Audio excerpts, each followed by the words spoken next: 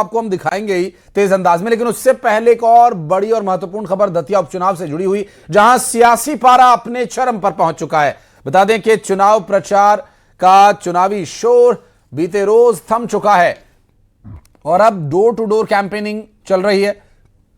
मतदाताओं को अपने पक्ष में साधने की यह आखिरी कोशिश है। कल सुबह 8 बजे से मतदान जारी होंगे और 30 जुलाई को सुबह 8 बजे मतदान शुरू होगा, जबकि 3 अगस्त को चुनावी परिणाम सामने आएंगे। शांतिपूर्ण और निष्पक्ष मतदान सुनिश्चित करने के लिए जिला प्रशासन पूरी तरह से अलर्ट मोड पर है और सुरक्षा के व्यापक इंतजाम किए गए ताकि मतदाता बिना किसी भय निष्पक्ष तरीके से अपने मताधिकार का इस्तेमाल कर सकें।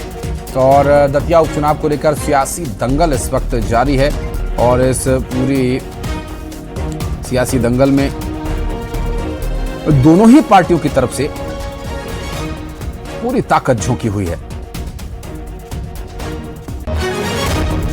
आपको बता दें कि ये दतिया उपचुनाव का सियासी दंगल सुबह 8 बजे से मतदान शुरू होगा। शांतिपूर्ण तरीके से मतदान और सुरक्षा के इंतजामों की बात कही गई है। मतदान से पहले प्रशासन पूरी तरह से अलर्ट मोड पर है और इसके लिए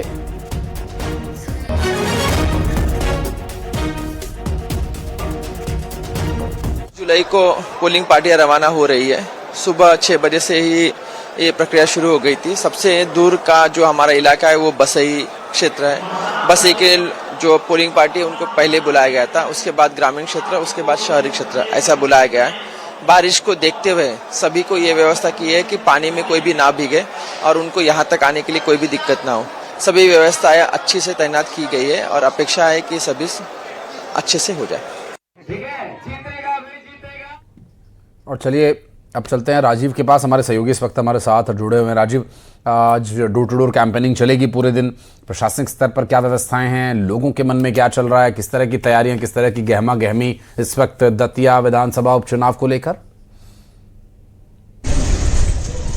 देखिए, बिल्कुल प्रशासन की तरफ से पूरी तैयारियां कर ली गई हैं और लगातार जो प्रशासन मॉनिटरिंग कर रहा है और यहाँ से ईवीएम मशीनों को भी रवानगी शुरू हो गई है और पोलिंग बूथ तक आज मशीनें पूर्णतः पहुँच जाएंगी। दतिया में 291 मतदान केंद्र बनाए गए हैं, जिसमें 238 क्रिटिकल हैं और 28 संवेदनशील मतदान केंद्र हैं, जिसमें पूरी तरह से सुरक्षा के इंतजाम किए गए हैं। हर पोलिंग बूथ पर 4 CRPF के जवान रहेंगे विशेष रूप से और दतिया पुलिस, मध्य प्रदेश पुलिस और ASF के जवान भी तैनाती रहेंगे। कलेक्टर एवं जिला निर्वाचन अधिकारी ने बिल्कुल स्पष्ट रूप से कहा है कि निष्पक्षता के साथ पूरा मतदान की जो प्रक्रिया है वो पूरी की जाएगी। वहीं हम राजनेताओं की बात करें तो अब केवल घर घर जाकर ही वो प्रचार प्रसार कर सकेंगे, वो अपने पक्ष में मतदान करने की अपील करते हुए नजर आएंगे। जी, बहुत शुक्रिया आपका इस पूरे मामले पर जानकारी देने के लिए राजीव।